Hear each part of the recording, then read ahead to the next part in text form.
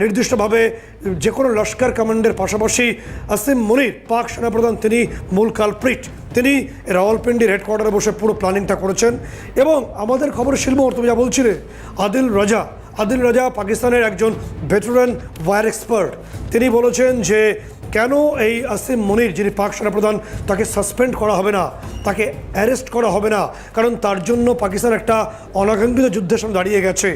আদিল রাজা গতকালই তার নির্দিষ্টভাবে তার যে সোশ্যাল সাইটের পোস্টে উল্লেখ করেছেন। এবং তার পাশাপাশি তোমাকে বলবো, আমরাই প্রথম জানিয়েছিলাম যে আমাদের তরফে আইএনএস বিক্রান্ত যে ক্যারিয়ার ব্যাটেল গ্রুপ নিয়ে 30 থেকে 35টি যুদ্ধজাহাজ, ডেস্ট্রয়ার ছিল, ফ্রিগেট ছিল, এগুলো নিয়ে ক্রমশ করাচির দিকে এগোচ্ছে। শেষ যে খবর আসছে, আমরা এক্স্যাক্ট লোকেশন তো অবশ্যই বলবো না, কিন্তু শেষ খবর অনুসারে করাচি থেকে মাত্র 2.5 ঘন্টার দূরত্বে আমাদের আইএনএস বিক্রান্ত দাঁড়িয়ে আছে। এবং এটা দাঁড়িয়ে থাকা মানে এই বিপুল সংখ্যক জাহাজ, যেটাকে সিবিজি বলা হয়, ক্যারিয়ার ব্যাটেল গ্রুপ আমরা বলি, সেটা দাঁড়িয়ে থাকার অর্থ ওই অংশ দিয়ে কোনো বৈদেশিক জাহাজ আর পাকিস্তানের দিকে আসতে পারবে না।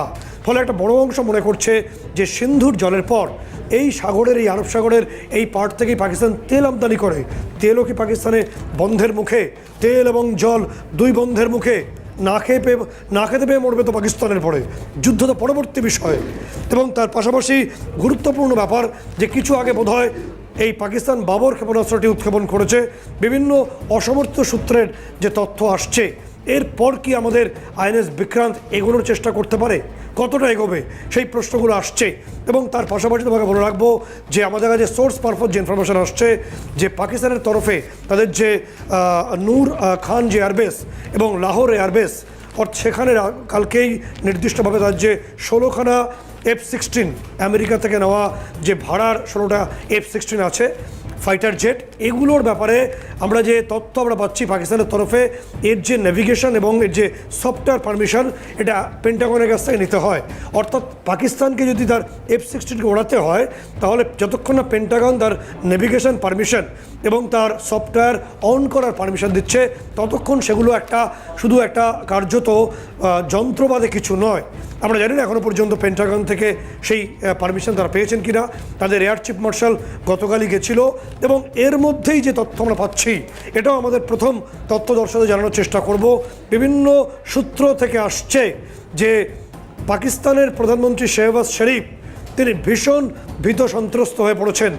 এবং গত রাতে, আমরা নির্দিষ্টভাবে নাম উল্লেখ করছি না, একদম মধ্য এশিয়ার অর্থাৎ যে কোনো একটি আরবিয়ান কান্ট্রিজের সাহায্য তিনি নেন। ভারতবর্ষের ভীষণ বন্ধু রাষ্ট্র এই রাষ্ট্রটি, বা একাধিক রাষ্ট্র সেখানে আছে, তাদের সাহায্যে তিনি ভারতের প্রধানমন্ত্রী নরেন্দ্র মোদীর সঙ্গে দুবার তিনি ফোনে কথা বলার চেষ্টা করেন বলে আমরা জানতে পারছি। কিন্তু যে তথ্য আসছে, ভারতবর্ষের প্রধানমন্ত্রী নরেন্দ্র মোদী সেই ফোন ডিনাই করে গেছেন বলেই আমরা, অর্থাৎ ধরেননি, প্রয়োজনই বোধ করেননি।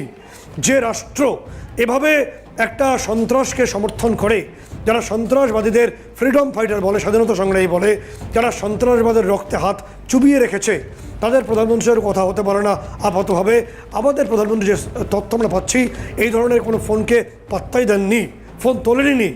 এই শেহবাজ শরীফ পাকিস্তানের প্রধানমন্ত্রী, তিনি মরু দেশের অর্থাৎ সেখানে আরবিয়ান কান্ট্রিজের একাধিক নেতার মাধ্যমে নরেন্দ্র মোদীর হাতে পায়ে ধরেছেন ফোনে একটু কথা বলবেন বলে।